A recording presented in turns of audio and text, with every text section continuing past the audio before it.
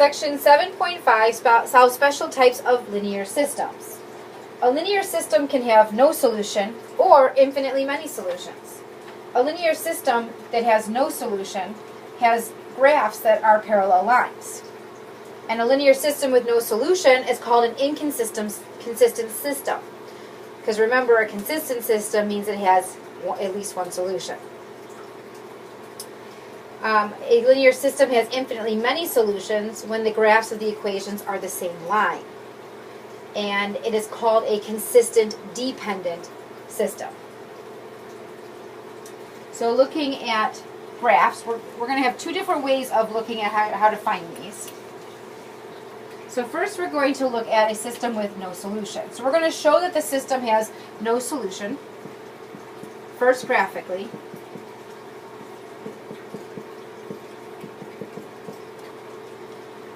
So for graphing, I'm going to graph it, I was going to graph this one by the intercepts. So if I let x equal 0, I have negative 3y equals 6. Dividing both sides by negative 3, I get y equals negative 2. And if I let y equal to 0,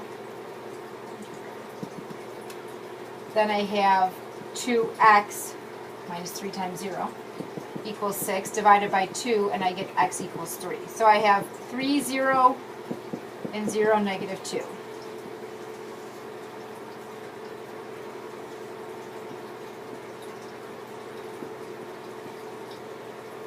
So then we're going to connect those.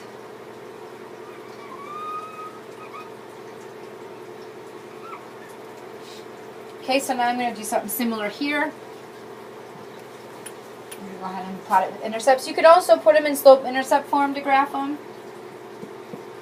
I'm going to let x be equal to 0. So then x is 0, negative 3y equals negative 4.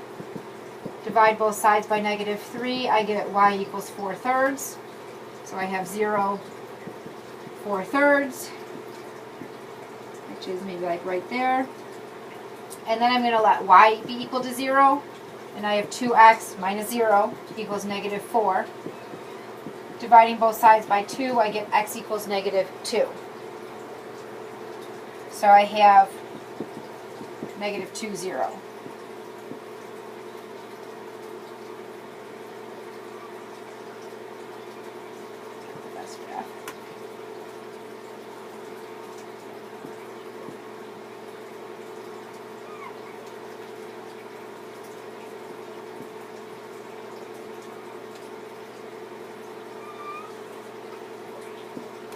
So then you can see that the lines look like they are parallel. They're not going to intersect. So that means it has no solution. So that would be one method of doing it. Another method would be to try to solve this using the elimination method, by adding the two equations together or subtracting them. So I'm actually going to subtract this equation. So I'm actually going to just rewrite this by distributing that negative, because it's easier for me to add them. That goes to 0, that goes to 0, so this side is 0, and that side is 10. But 0 doesn't equal 10. So I know that this has no solution, because it doesn't matter what I put in for x and y, 0 will never equal 10. So since you get a false statement, you know that there's no solution. So now we're going to look at a system with infinitely many solutions.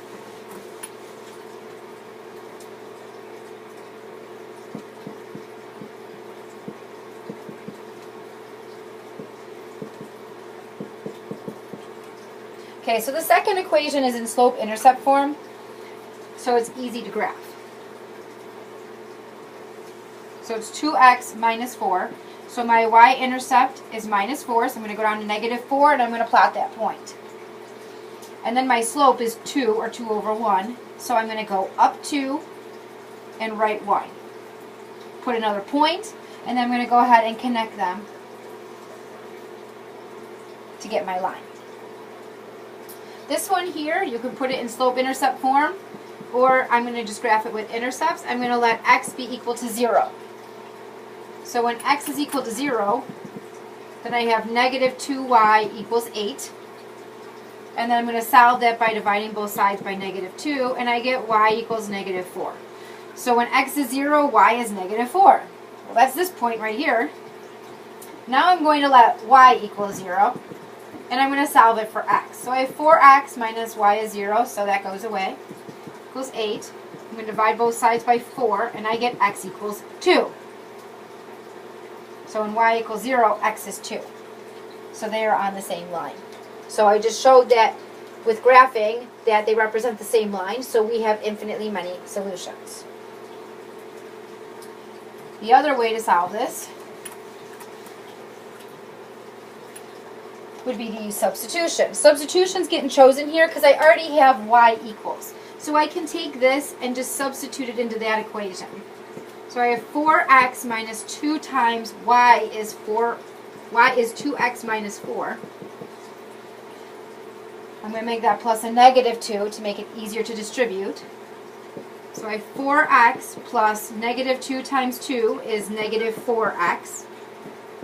Negative 2 times, so we have minus negative 2 times 4 is negative 8. So I have 4x plus negative 4x, so those go away. Minus a negative becomes a plus, so I have 8 equals 8. That's a true statement. It doesn't matter what I put in for x and y. 8 is always going to equal 8. So therefore, it's a true statement. The system has infinitely many solutions.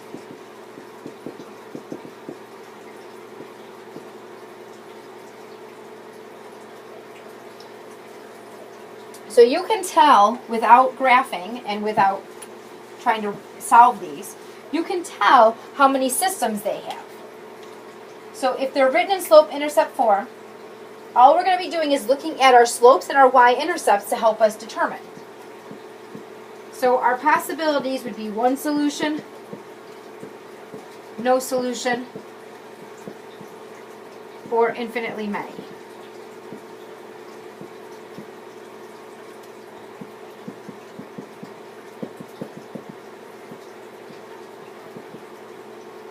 Okay, if you have one solution, then you have two lines with different slopes. No solution, they have the same slope, but different y-intercept.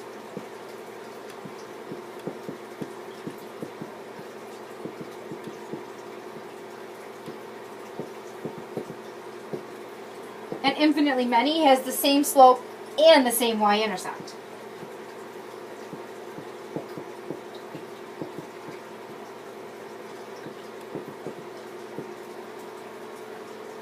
So without solving, we're going to tell how many solutions the system has.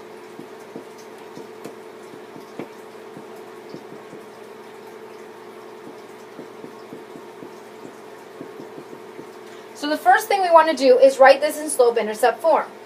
So for this top equation, I'm going to start by adding 3x to both sides. So I have 5y equals 3x plus 6. And then I'm going to divide each term by 5 to put it in slope-intercept form. So I have y equals 3/5 x plus 6/5. The second equation, I'm going to start by subtracting 6x. So I have negative 10y equals negative 6x minus 12. And then I'm going to divide each term by negative 10 to put it in slope-intercept form. So negative 6 over negative 10, those become positives, and it reduces to 3/5. Those are going to become positives, and that's going to reduce to 6/5. So I have the exact same equation here. I have y equals 3/5 x plus 6/5, and I have y equals 3/5 x plus 6/5. Since they have the same slope and the same y-intercept, I have infinitely many solutions.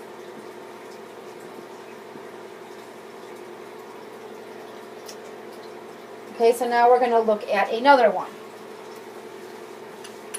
We're going to do the same thing. We have 9x minus 5y equals 12, and 9x minus 5y equals 8. So first we're going to go ahead and put them in slope-intercept form. Add more space here. So I'm going to start by subtracting 9x here. So negative 5y equals negative 9x plus 12. And then I'm going to divide each term by negative 5. So I have y equals, this becomes positive, 9/5 x minus 12/5. Here I'm going to start again by subtracting 9x. Negative 5y equals negative 9x plus 8. Just circle that one. And then divide every term by negative 5. So I get y equals, that becomes a positive, 9/5 x, and then minus 8/5. So here we have the same slope, but we have different y-intercepts. So that means same slope, different y-intercepts, we have no solution.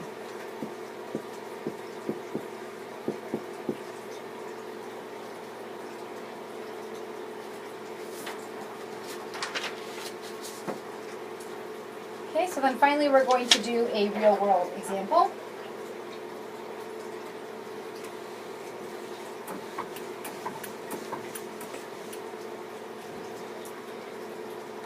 So write and solve a system of linear equations.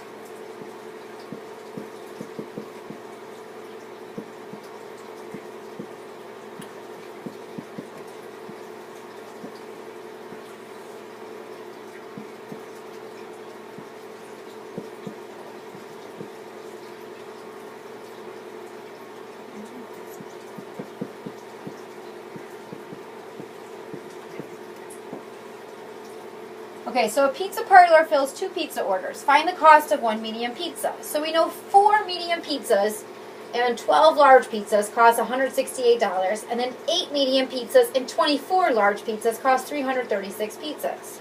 So we're going to let x be the cost of the medium pizza, and we're going to let y equal the cost of the large pizza. So I know 4 times the cost of medium pizza plus 12 times the cost of a large pizza is going to be $168. I also know that 8 times the cost of a medium pizza plus 24 times the cost of a large pizza equals $336. So I'm going to use elimination to try to solve this system. I notice that if I multiply the top equation by -2, I'll get a -8 in front of the x, which will eliminate with this one, with this positive 8 here. So I'm multiplying this whole equation by -2. I get -8x minus 24y equals -336. So when I go to solve this, that cancels, I get 0 equals 0, which is always true. So there's infinitely many solutions, which means you can't determine the cost of 1 medium pizza.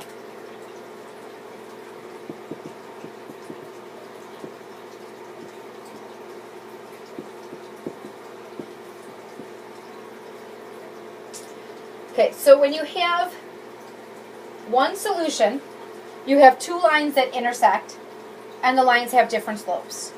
When you have no solution, you have parallel lines, and the lines have the same slope, because parallel lines have the same slope, but they have different y-intercepts. And when you have infinitely many solutions, the lines coincide, they're right on top of each other, because it's the same line, and they have the same slope and the same y-intercept.